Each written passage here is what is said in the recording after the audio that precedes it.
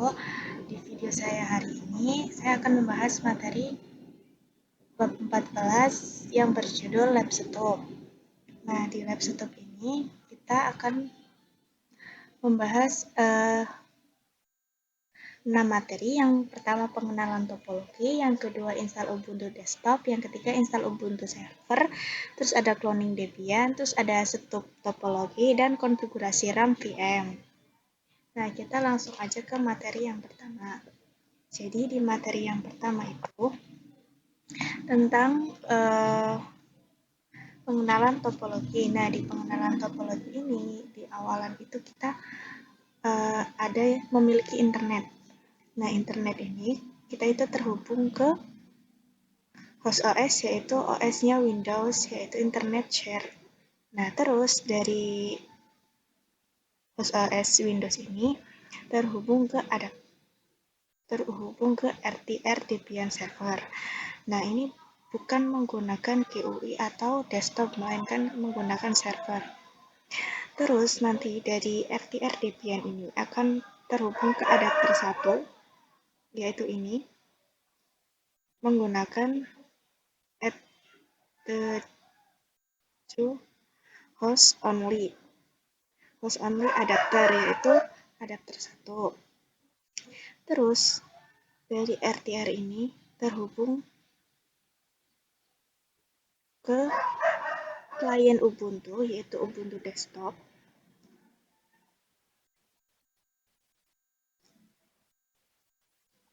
Menggunakan adapter 2, yaitu internal network yang yang terhubung dengan Debian server.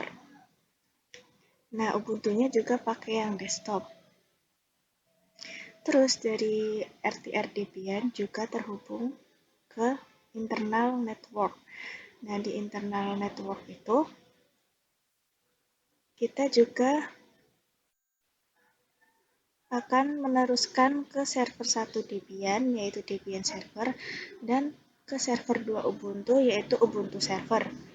Jadi, Debian internal network ini terhubung ke dua server, yaitu Debian server dan Ubuntu server. Terus juga ini terhubung ke adapter 3, yaitu internal network. Jadi dari internet ke host OS, RTR Debian, terus ke adapter 1, terus ke klien Ubuntu, adapter 2, dan internal network, server 1, server 2, terus juga ada adapter 3. Nah, terus kita lanjut ke materi yang kedua, install Ubuntu desktop dan install Ubuntu server. Nah, di dua materi sekaligus ini saya sudah pernah membahas di bab 6. Kalian bisa lihat bab 6 saya, yaitu yang memiliki judul Linux Installation. Jadi di sini tuh ada cara menginstal Ubuntu desktop dan Ubuntu server. Di situ sudah lengkap beserta tutorialnya. Nah, kita langsung ke materi yang keempat, yaitu tentang cloning Debian. Nah, di cloning Debian itu kita berarti masuk ke VirtualBox.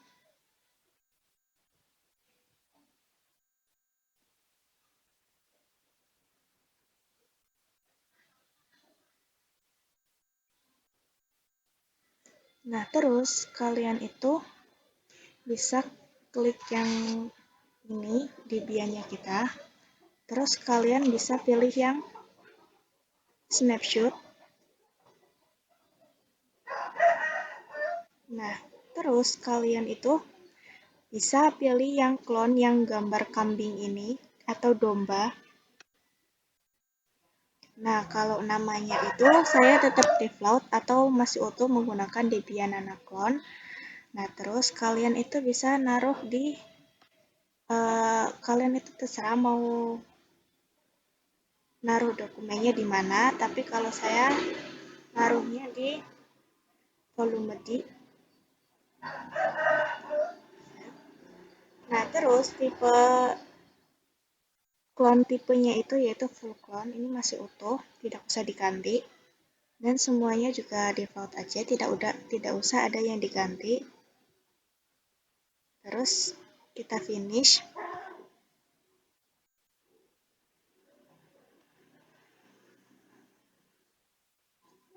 kita tunggu supaya ini selesai dulu. Nah, jadi di bab 5 kali ini itu ada setup topologi. Kita kembali ke topologi yang sebelumnya. Jadi, kita akan mempraktekkan di sini topologi yang di bab pertama, administrasi sistem jaringan ke VirtualBox. Jadi, kalian bisa VirtualBox. Nah, jadi di sini itu kita akan menggunakan 4 macam Debian dan Ubuntu. Yang pertama itu ada Debian CLI, yang kedua ada Ubuntu Server 1, yang ketiga ada Ubuntu Desktop yang ini. Terus yang keempat ada Debian Clone, saya menggunakan yang ini. Nah, jadi yang Ubuntu Server itu sebagai server 2 dan Ubuntu Desktop itu sebagai klien, sedangkan Debian CLI itu sebagai router, terus Debian CLI yang clone itu sebagai server 1. Nah, kita akan config Debian CLI. Nah, jadi kalian itu bisa pergi ke setting.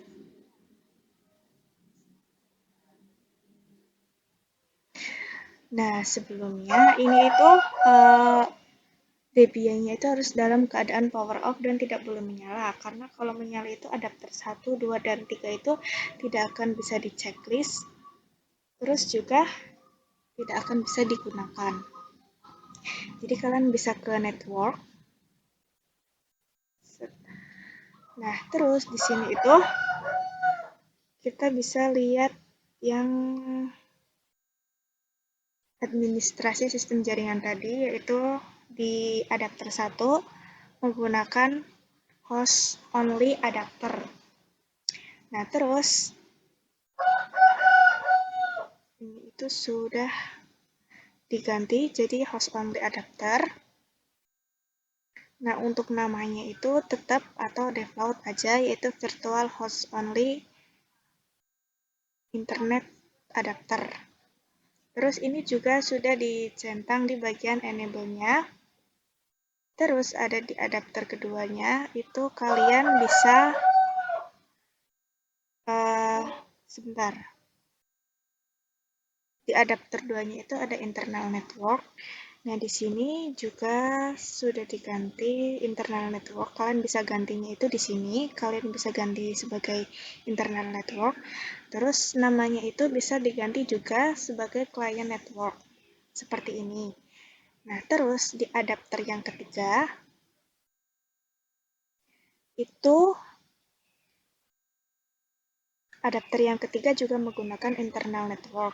Terus di adapter yang ketiga kalian juga bisa ganti ke internal network dan di sini kalian bisa diganti sebagai internal network juga seperti adapter 2. Cuma yang ini kalian namanya bisa diganti server network. Nah, terus jangan lupa ini juga enable-nya dicentang semua. Bisa kalian cek dulu apakah sudah benar. Nah, kalau sudah kalian bisa di OK. Nah, selanjutnya kita akan menggunakan server yang berada di bawah jaringan internet, yaitu ada Debian server dan Ubuntu server.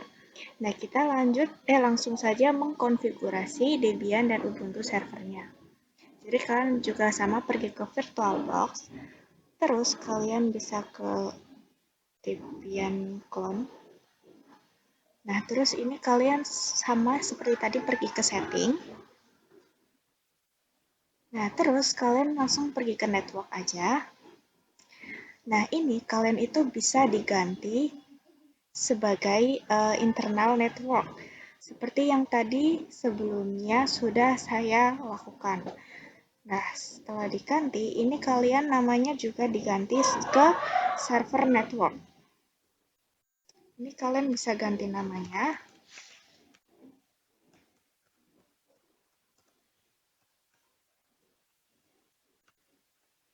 Untuk server networknya. Nah, terus ini sudah kalian bisa OK. Nah, selanjutnya itu ada di Ubuntu server. Jadi kalian bisa ke sini dulu. Terus seperti ini di setting juga. bagian setting. Nah, terus di Ubuntu Server 1 itu, kalian juga sama pergi ke network.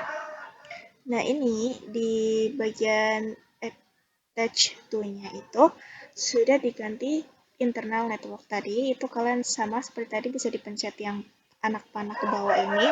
Terus itu diganti internal network. Nah, namanya juga sama seperti Debian server tadi itu server network. Nah, terus kalau sudah semua, kalian bisa oke. Nah, kalau sudah, kita Nah, di materi yang terakhir atau materi selanjutnya itu ada konfigurasi RAM VM.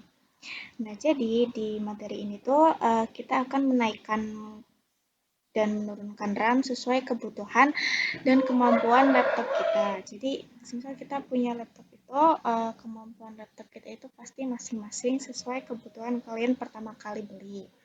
Nah, di sini jadi saya akan pergi ke VirtualBox. Nah, kalau laptop ini itu di sini kita bisa melihat dulu setting terus ke sistem. Nah, di sini itu menggunakan 1080 MB atau sekitar 1 GB. Nah, untuk prosesornya itu juga 1. Jadi kalau misal kalian ini laptopnya tidak memadai atau kurang memadai itu sebenarnya di bagian RAM-nya itu kalian bisa diperkecil lagi sampai semampunya, maksudnya misalnya RAM di laptop kalian itu bisa diperkecil. Nah, terus yang pertama itu saya akan memberikan tutorialnya itu. Pertama kalian ke Debian Clone dulu. Ini saya akan memberikan caranya. Terus kalian pergi ke setting. Nah, di setting itu kalian bisa ke sistem. Dan di sini itu bisa diganti ke 500 sebentar. Bisa diganti ke 512 MB saja. Terus prosesornya juga masih utuh.